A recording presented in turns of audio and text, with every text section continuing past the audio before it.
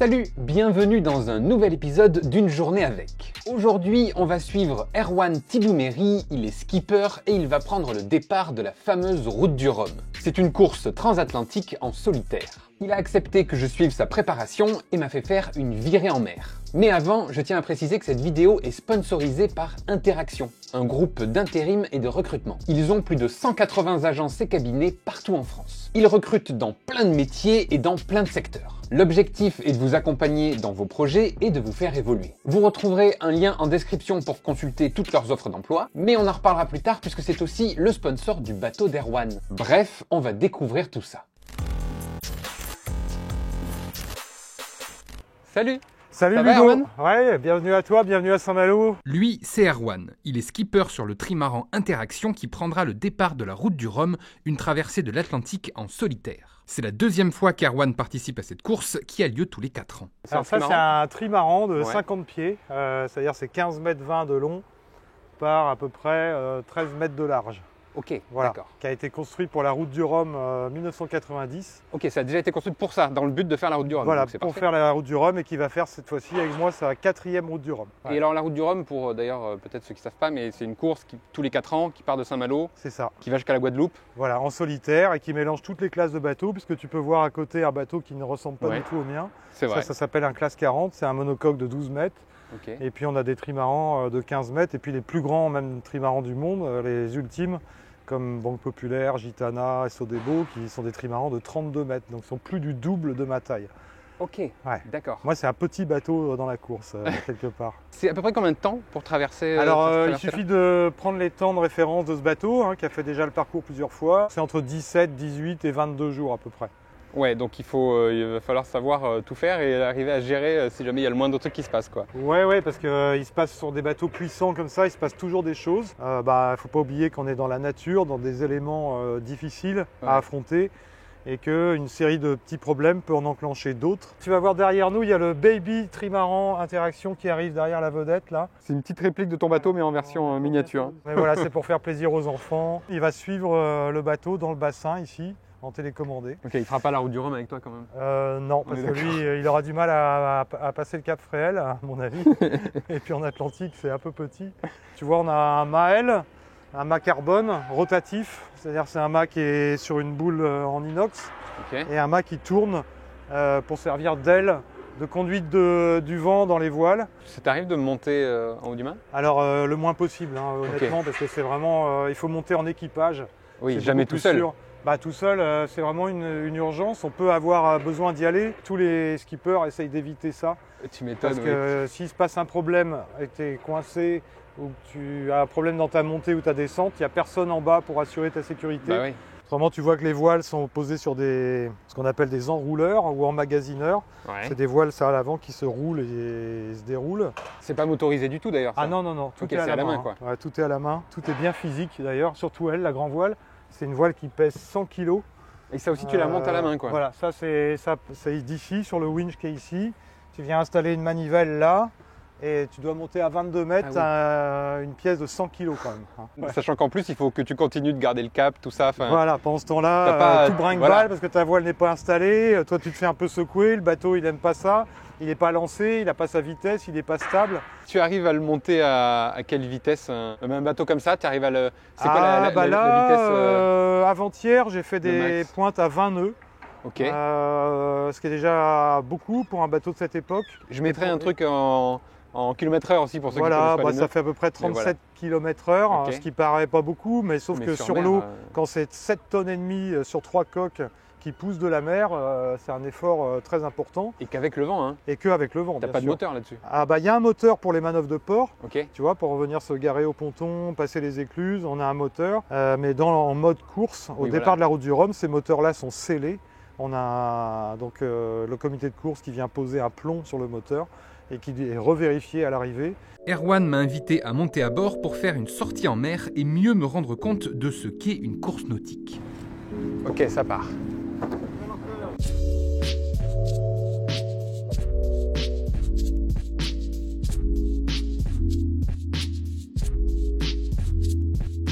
On vient de quitter notre ponton et Ouais. on sort en mer. Et on est obligé de passer de manière incontournable par les écluses. Il y aura du public ici, une grosse ambiance à la veille et l'avant-veille du départ. C'est un grand moment pour les skippers ici parce qu'on a beaucoup de public qui chante, qui crie. Excuse-moi. Vas-y, hein. Et donc voilà, c'est un grand moment. Les écluses, c'est un petit peu le stade de foot de la Route du Rhum. Ouais, clairement, parce que tu pars bientôt d'ailleurs. C'est quoi la date C'est le 6 novembre, donc c'est dans moins d'un mois aujourd'hui. Okay. Le dimanche 6 novembre à 13h02. Et t'es prêt ou pas?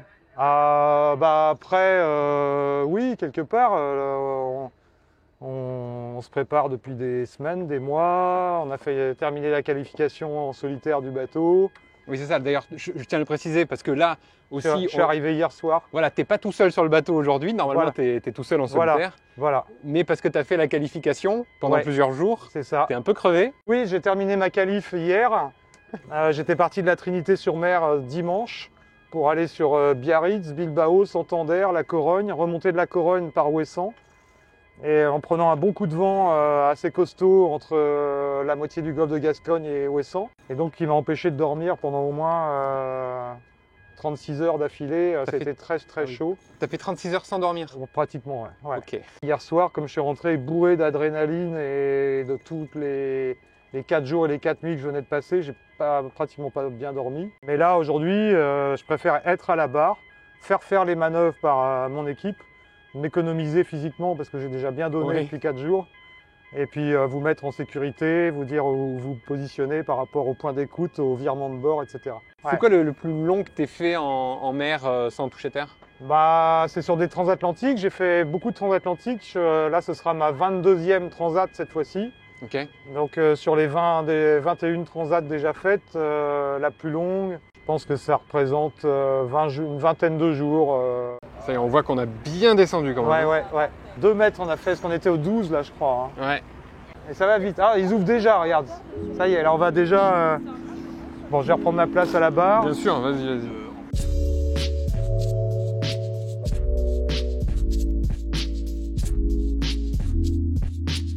Là, on va peut-être protéger un peu pour l'envoi de grand voile. Pour me mettre dans le bain et tester un peu ses conditions de vie durant la course, Erwan m'a proposé de hisser la grande voile. Allez, vas-y. Allez, on y va. Allez, plus vite les gars, derrière. Allez, plus vite derrière. Ouais, c'est bien. Ok, on y va. C'est bon. Bon, heureusement, j'ai eu un peu d'aide. Ça fait les bras, Ouais.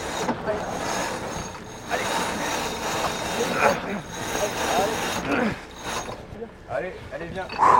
Allez, maintenant. C'est physique, hein? Allez, Ludo. Let's go. Putain, génial. On a un nouvel équipier. Allez, Ludo. Et toi, tu fais ça tout seul? Ouais. Et parfois dans la tempête en plus. Ouais. Je sais pas comment tu fais, hein? Ouais. Oh putain, je suis mort. Ouais. Oh, je suis mort. Je récupère un peu mon souffle. Ouh. Dingue. Allez, on va se préparer Solent. Allez, il faut prendre de la vitesse là. C'est impressionnant. La taille de la voile. T'as vu, on prend de la vitesse, Ludo. Hein. Ouais, je vois ça. T'as vu comment il se lance vite fait? Comment tu... Parce que là, quand même... Quand je suis tout seul, Voilà, parce que pour des raisons... tu te déploies de toutes tes forces, t'es concentré là-dessus, que sur la vitesse, méthodique, ordre par ordre, tout rangé, à chaque fois que jamais les bouts s'en mêlent les uns dans les autres, de la rigueur, de la force, de l'engagement. Bah oui, mais même là, à plein, regarde, tout le monde a un truc à faire, c'est hyper organisé, machin, alors tout seul... On borde. Non, et choquer doucement, on freine sur le winch. Faut choquer un petit peu, on va abattre. Alors, je comprends pas tout ce qui se passe.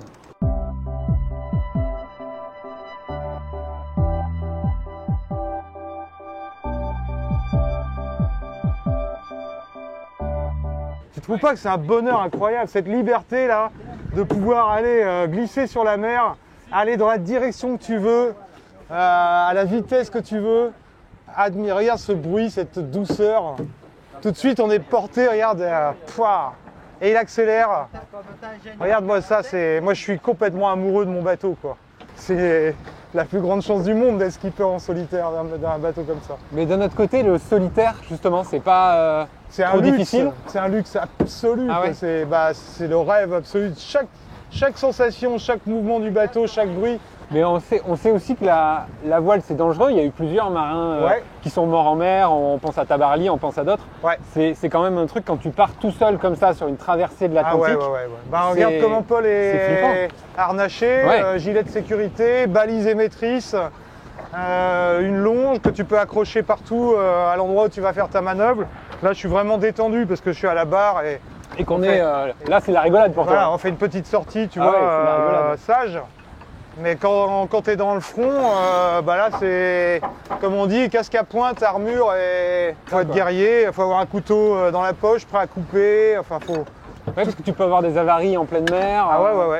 Tu vois, il y a des couteaux un peu partout, sous les filets, à portée de main pour couper les bouts. Un bout qui pourrait mettre en danger, surpâter, faire des nœuds contraires à la nature. Et c'est quoi la pire avarie que tu as pu connaître, toi, sur Dématé, le mât qui tombe. Ah vraiment? Ah oui, tu peux plus rien faire, quoi. Ah non, là c'est la catastrophe. Ouais. En pleine tempête ou? Non, dans un creux de vague, à la route du Rhum, il y a 4 ans, à 6 mois du départ. Et là, dans un creux de vague, je suis à la barre, tranquille, j'entends un crack énorme. Et je vois tout ça, à la même hauteur, paf, partir sur le côté du bateau, écraser ma coque, parce que tu vois le poids d'un mât comme ça. Dès qu'il tombe sur une coque, il détruit ta coque, il peut détruire ton bateau en fait. Donc il faut larguer le mât au plus vite, couper les câbles, sortir les scies. Là j'avais les doigts en sang, je me suis coupé partout. Et donc couper tous les câbles au plus vite pour sauver ton bateau et laisser partir le mât. On va virer dans pas longtemps les gars. Ah oui, oula, putain, ah oui, ça tourne sec là. Et là tu vois, ça y est, il reprend la vitesse, tu sens tout de suite là, ça y est, elle se recale. T'es obligé de jouer avec le vent, quoi. Ah bah c'est une machine à vent. T'es obligé, hein. Ouais, c'est une machine à vent. Et là, je rappelle, ils sont quand même 5 à la manœuvre. Normalement, Erwan est tout seul pour faire tout ça.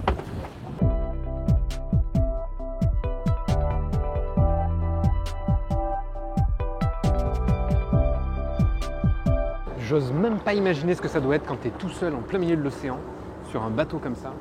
Et surtout, tu dois tout gérer. L'équipage m'a mis un peu au défi de faire une roulade sur le trampoline. Déjà, j'ai du mal à tenir droit. On va voir si j'y arrive et si j'ai le pied marin. Attends, nickel!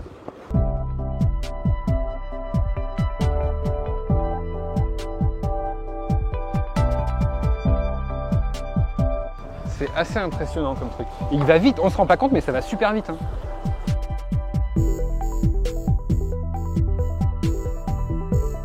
Quand tu es tout seul comme ça en mer, rassure-moi, tu as quand même une équipe qui sait où t'es à tout moment. Quand tu fais la traversée là. Ouais. Ah, on est d'accord. Parce que si jamais il t'arrive le moindre truc. Bah ouais, mais quand tu es très loin, ton équipe elle peut pas faire grand chose. Hein. Okay. Parce que tu peux pas rejoindre un bateau à des milliers de kilomètres. Le temps qu'il trouve un bateau qui va mettre 3 jours, 4 jours à me rejoindre. Ah oui, mais il n'y a pas des organisateurs de la route du Rhum qui font gaffe à un truc? Non, on est livré à. On a des systèmes de sécurité, des balises de détresse qui vont faire dérouter des bateaux sur la zone, des cargos ou des concurrents. À la route du Rhum, chaque concurrent doit être disponible pour tous les autres concurrents qui lancent un message de détresse. Et donc on doit tous, les 138 bateaux sont tous dispo les uns pour les autres. Ça c'est la première chose. La deuxième règle, c'est que s'il y a un cargo ou des cargos sur la zone, ils vont entendre ce message et eux aussi ils vont aller vers nous pour nous porter assistance. Et après j'ai mon canot de survie qui est à l'arrière dans la mallette blanche là. Ouais. Et si vraiment ça devient grave, je vais à l'arrière, je déclenche mon canot de survie que je gonfle. Je mets ma combinaison de survie étanche, je mets avec moi ma balise de détresse et mon téléphone satellite, je monte dans mon canot de survie et je quitte mon navire qui coule. Ok, mais ça t'est jamais arrivé, ça, rassure-moi. Non. Et être en mer et pas voir à l'horizon la terre, c'est pas flippant ça? Non, justement, c'est ce qui te fait rentrer dans cette dimension que j'aime. C'est d'être en immersion que dans la nature, oublier la vie terrestre et être que à regarder le ciel. Les lunes, les étoiles, les oiseaux sauvages, les dauphins, tout ça c'est loin de la terre. Il faut s'éloigner pour être vraiment en immersion. Et petite question pratique aussi, les toilettes, ça se passe comment? Alors sur la trimaran, en général c'est un seau. Tu sors ton seau, tu vas t'installer dans un coin sur le trampoline là-bas. Tu mets un petit peu d'eau au fond de ton seau, tu fais ton besoin. Après tu rinces ton seau à la mer. Mais ce bateau-là, il a une chance particulière, c'est qu'on a une toilette électrique.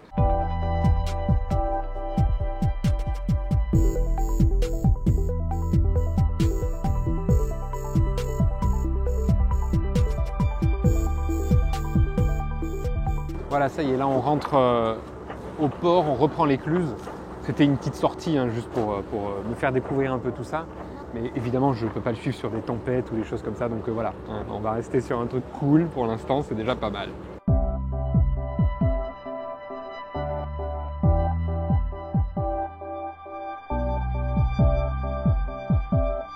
Content? Un petit bol d'air? Ravi, en vrai, attends, qui ne serait pas content de ça?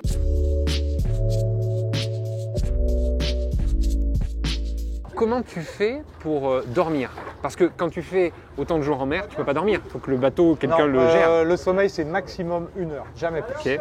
Parce qu'en 1 heure, tu as vu la vitesse qu'on fait tout à l'heure? Oui. En 1 heure, tu fais 30 km en moyenne.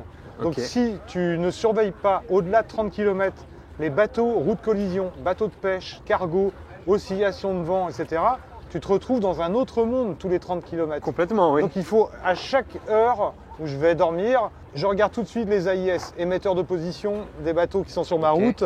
Et une fois que j'ai vraiment revérifié tout ça, je peux aller redormir 1 heure, tu vois. Ok, mais il faut arriver à se réveiller au bout d'1 heure, quoi. Ah bah déjà. c'est obligatoire. Ah bah tu fais pas de course au large en solitaire si tu dors plus d'1 heure, parce que là t'es un danger C'est clair. pour la navigation en général. Voilà, bah moi j'ai trouvé la bonne solution pour pas dépasser 1 heure. J'ai 2 minuteurs de cuisson Ok. que je remonte à 60 minutes. Ah Voilà, oui, donc les tu deux. l'as vraiment en plus. Voilà, ah oui. ouais. D'accord, ok. Donc voilà, et puis donc au bout d'1 heure, voilà ce qui se passe quand le poulet est grillé. Tac, tu vois. Et là je m'en mets un. comme ça, là. Je m'en mets un sur chaque sein comme ça, tu vois.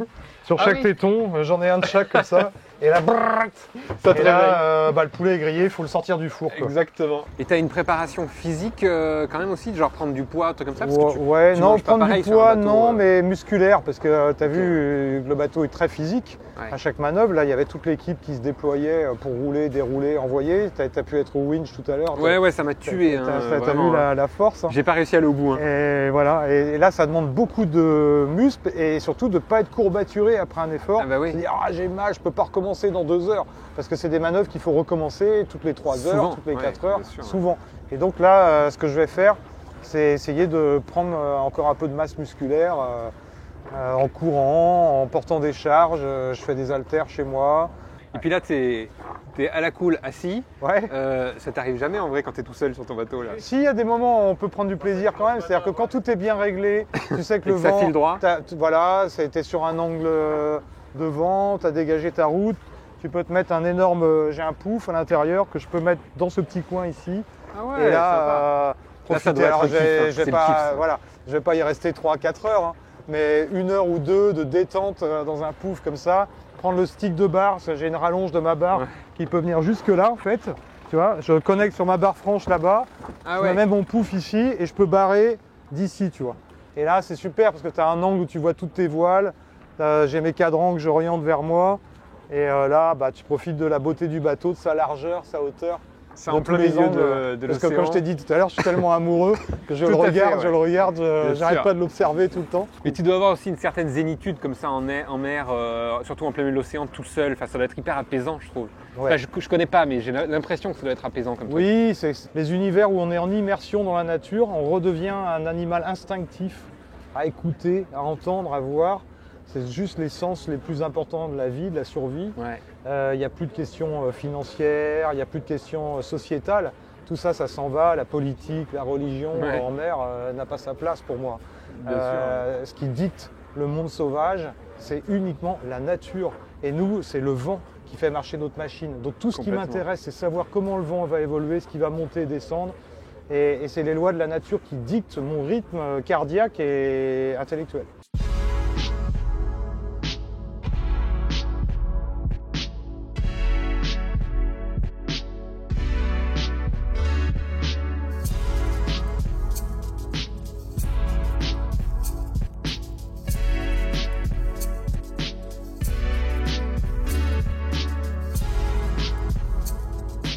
Oui, que je vois quand même un peu à l'intérieur. Ouais. C'est quand même plus spacieux que ce que j'imaginais.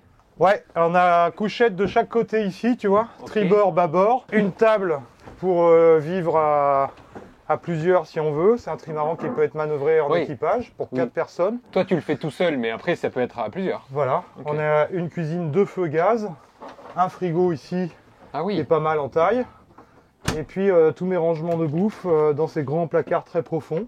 Okay, le seul lien avec la Terre qui est vraiment tout le temps efficace, avec le téléphone Iridium satellite, que je peux toujours appeler. Voilà. Et là, tu vois, on a donc la cartographie, le trimaran qui est modélisé en rouge sur la carte.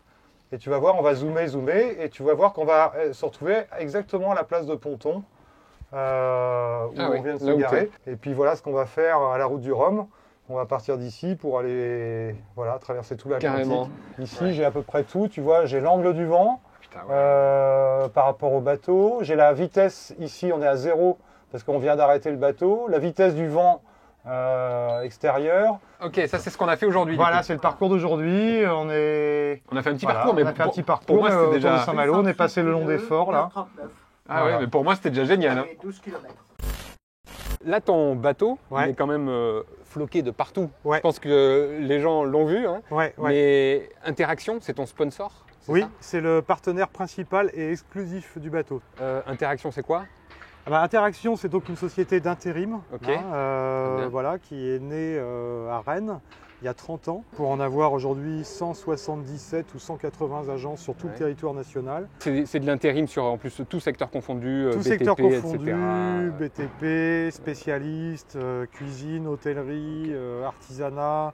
Quand tu me peux voir sur le bras de liaison arrière, si on jette un œil, là il y a toutes les différentes filiales de Interaction, Abaca, BMC, Wita, Expert et Manager, qui proposent des personnels qualifiés. Pour toi aussi, quel est l'intérêt d'avoir un sponsor? Tu ne pourrais pas le faire sans sponsor en général? Grâce à Interaction. J'ai vu, tous les bateaux ont des sponsors. Hein. Alors, grâce à Interaction, le bateau est rouge, mais pas que. C'est-à-dire qu'il y a aussi des voiles, de l'électronique qui a été investie. Tout l'investissement de cette entreprise a permis de remettre ce bateau vraiment en état de compétition et en état de courir la route du Rhum. Ouais. Et sans ce partenariat-là, on n'aurait pu se présenter qu'avec un bateau ancien, des voiles très anciennes et un bateau peu fiable et pas amélioré. Alors que là, Interaction nous a permis de remettre un bateau au goût du jour. Parce que c'est un budget de faire la route du Rhum quand même. C'est un très très gros budget. Moi, pourtant, je suis encore un petit budget de la course. Ça représente beaucoup d'argent. On va peut-être pas dire combien, mais beaucoup d'argent. Ouais, beaucoup d'argent. Merci beaucoup vraiment de m'avoir fait découvrir tout ça aujourd'hui. C'était très cool. Je peux découvrir plein de trucs. C'était génial. Salut. Salut. Voilà, c'est la fin de cette vidéo. J'espère qu'elle vous aura plu. Écoutez, moi je souhaite déjà bonne chance quand même. Du coup, à Erwan pour son départ de la route du Rhum et la traversée, je suivrai ça un peu sur les réseaux. Merci également à Interaction d'avoir sponsorisé la vidéo. D'ailleurs, tous les liens sont en description si ça vous intéresse. Je remercie également Erwan et tout son équipage de m'avoir accueilli sur le bateau. Et moi, je vous donne rendez-vous un prochain dimanche 10 h pour une prochaine vidéo. Salut!